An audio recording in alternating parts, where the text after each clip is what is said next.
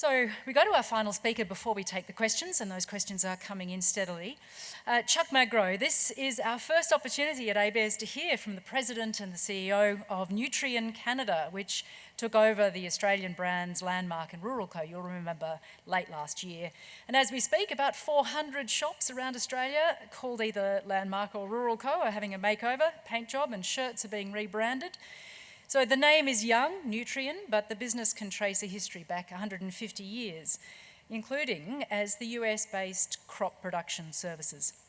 In Canada, Chuck is active on the boards of business councils and chair of the International Fertiliser Association. He's a graduate of Chemical Engineering and Business Studies. Please make him welcome.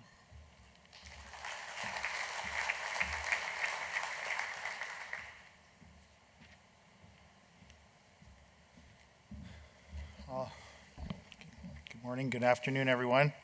Thanks for that nice introduction. This is my first time here. I'm absolutely delighted to be in Australia with you today. Yesterday I had a pretty unique day. I was able to tour some of the most hard-hit areas of the fires, and I talked to one of our employees that lost their family home, and unfortunately I met one of our customers that actually lost their home as well. And besides the devastation that was obvious and just the heartbreaking story, what I thought was really interesting and very powerful was just the act of kindness that they kept talking to me about. So when our customer lost his home, there was a mystery group of people that kept leaving bags of food and water and resources at the doorstep still for about a week. And when he was telling the story, he was almost tearing up. And he was a 78-year-old farmer who is absolutely resolved and committed to rebuilding, which I thought was a powerful statement for agriculture and certainly for Australia. What I thought I'd do today is I'm going to talk a little bit about Nutrien. I'll be very brief. I'll talk a little bit about the global ag trends. I think that would be an interesting perspective to consider. What it means for the industry here in Australia, and certainly what we're planning to do to get ready for the future. So this chart here really shows the footprint of Nutrien. As mentioned, we're really only 2 years old. We're the merger of two Canadian companies, Potash Corp out of Saskatchewan and Agrium out of Alberta. And we did a merger of equals, and the company really launched in the beginning of 2018. We're an integrated ag company. We like to say we go from the ground all the way to the grower, and we provide everything including fertilizer, crop production products, seed, but more and more now, digital agronomy technology, services, financing, and even a lot of insurance products based out of here in Australia. We're a pretty large company now. We have about 25,000 employees in 14 countries. We are the world's largest fertilizer producer of NPK fertilizers. In fact, Australia would be a top 10 potash market for us. And we are the leading ag retailer with 2,000 branches in about 7 countries and almost 4,000 agronomists. And we service about 500,000 farmers around the world. This is our Australia business. We're very proud of it. We now have 300 corporate locations, 500 member facilities that serve farmers and ranchers coast to coast.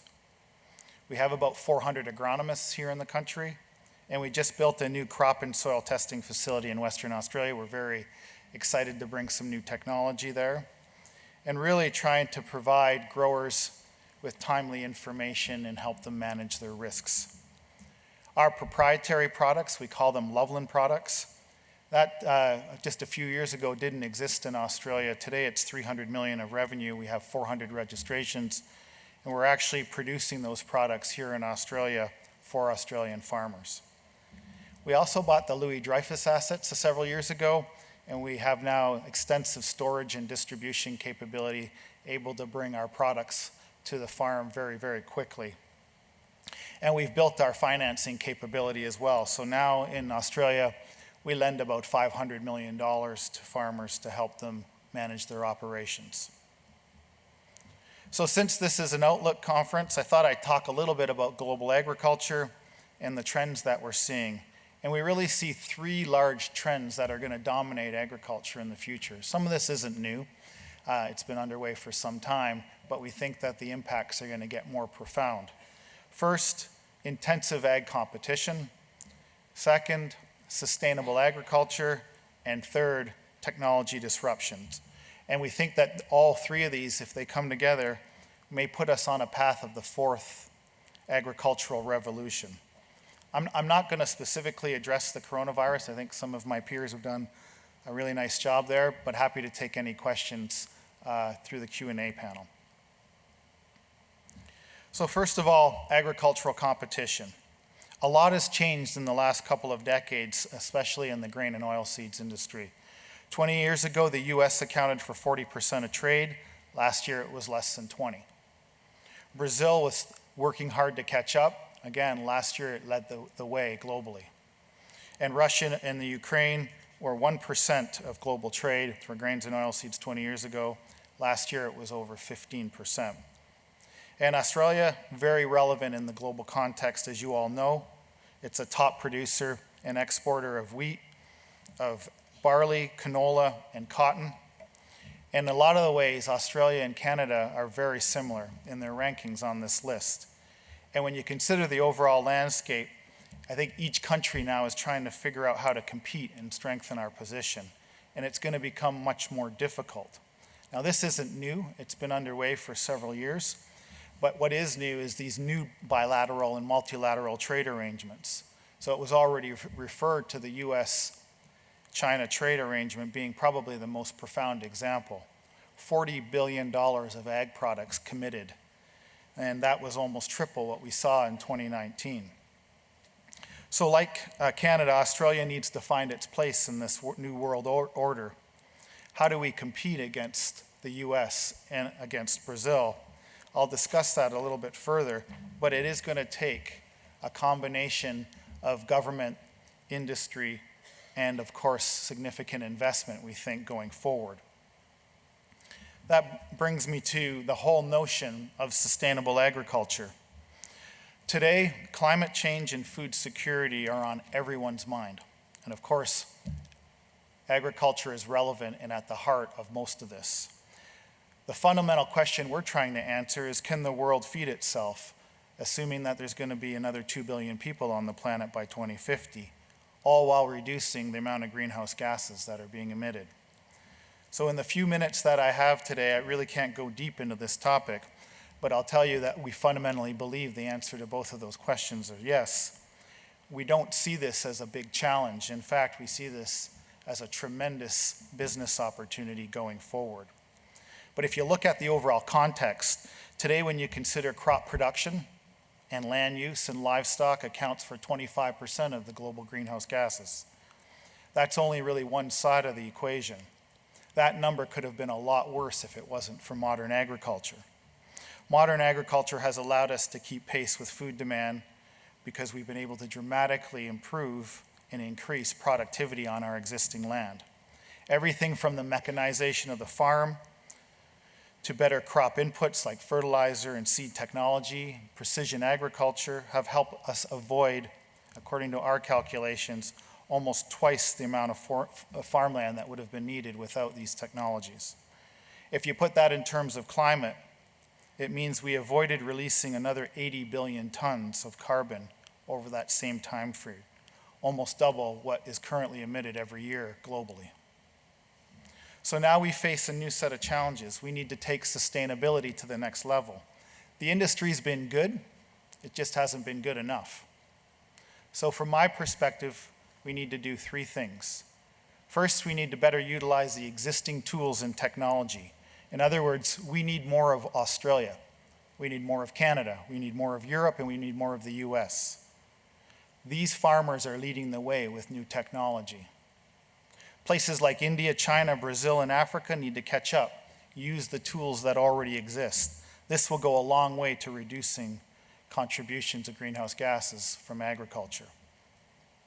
Second, we need smart policy. It's already been referred to, but farmers today collectively manage 3.5 billion acres of farmland, capable of storing massive amounts of carbon.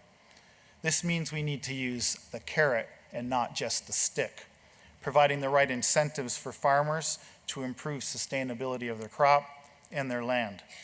Now, this is happening in some parts of the world, and I know discussions are active in Australia, but we certainly need to accelerate this. Which brings me to my last topic, technology disruption. Today, we're seeing billions of dollars poured into ag tech, and it's absolutely critical that continue.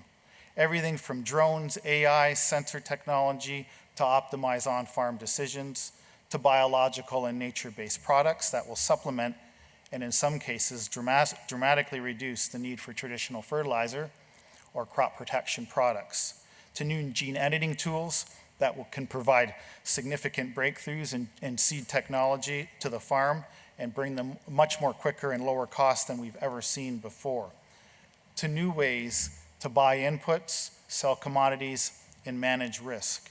In 2019 alone, $20 billion flowed into ag tech.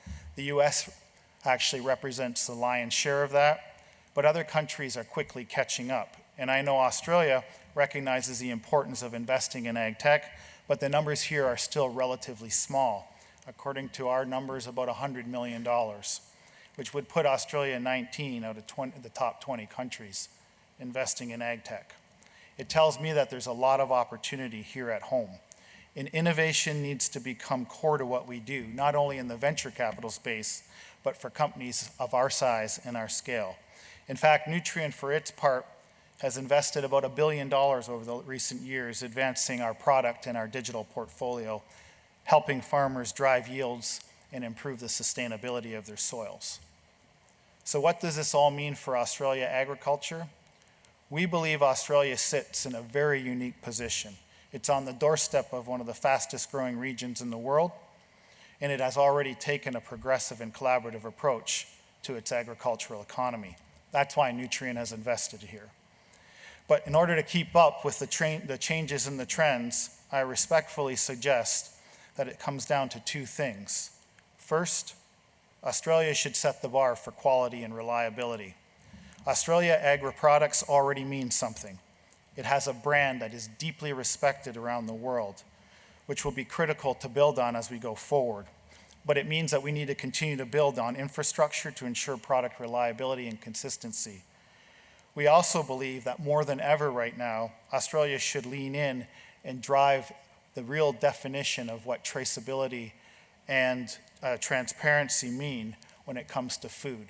This is an open space, I believe, and something that I think Australia would be just absolutely have a competitive advantage if we can get this right.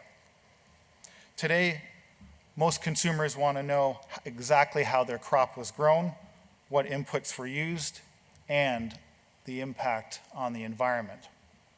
And finally, embrace sustainable agriculture.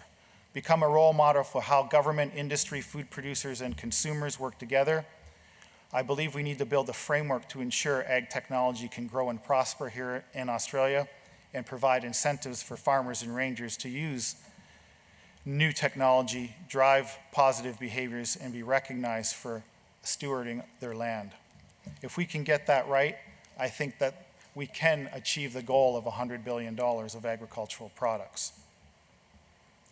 So that brings me to my time. I just want to thank the organizers for inviting me. It's been a real pleasure to spend a couple of minutes with you, and I look forward to the panel.